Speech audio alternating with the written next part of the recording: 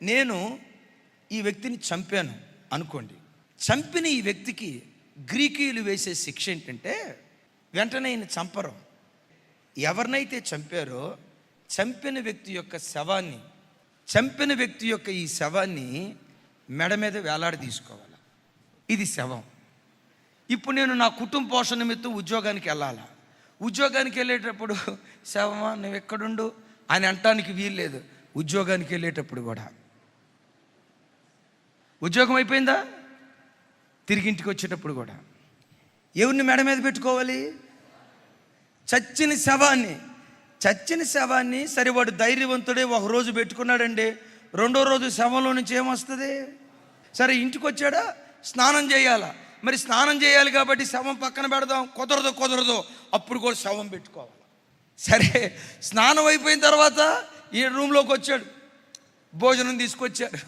మరి భోజనం తీసుకొచ్చేటప్పుడు శవంతో కూర్చోవాలా, తింటా ఉంటాడు. దీని దగ్గర నుంచి వాసన, పండుకోవాలా. లేచాడు, వాష్రూమ్కి వెళ్ళాలా, మొఖం కడగాల శవంతో.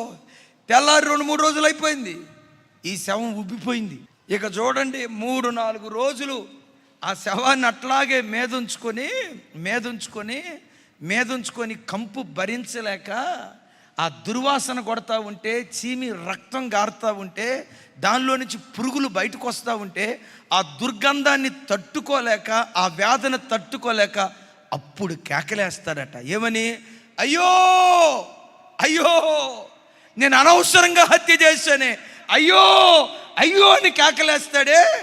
శవం ఒంటి మీద ఉన్నప్పుడు ఆ వ్యక్తి అలా కేకలేస్తాడో, పౌలు తన పాపం నిమిత్తమై అలా కేకలు వేశాడు.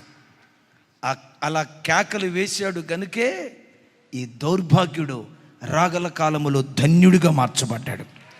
ఎవడు స్వతహాగా భక్తిపరుడు కాదు, కానీ ఎలా వస్తుందో తెలుసా? పశ్చాత్తాపపు హృదయం ద్వారా ఒక దౌర్భాగ్యుడిని నా దేవుడు ధన్యుడిగా మారుస్తాడు. దౌర్భాగ్యురాలుగా నీ మనసు నీకు అనిపిస్తుందా? ఇన్ని సంవత్సరాలు బట్టి భక్తి చేస్తున్నానుగా నేను నా మనసు నిలకడగా లేదయ్యా, నా మీద నాకు అసహ్యం కలుగుతుందయ్యా, బ్రతకాలనే ఆశ ఉంది కానీ బ్రతకలేకపోతున్నానయ్యా. దేవుని కొరకు జీవించాలనే ఆశ ఉండే కదయ్యా బాప్తిస్మం తీసుకుంది, దేవుని కొరకు జీవించాలనే ఆశ ఉండే కదయ్యా మందిరానికి వచ్చింది. ఇన్ని ఆశలున్నా నేను బ్రతకలేకపోతున్నానయ్యా. మీలో ఎవరైనా వేదంతో ఉన్నారా? తమ్ముడు, దిగులు పడకం.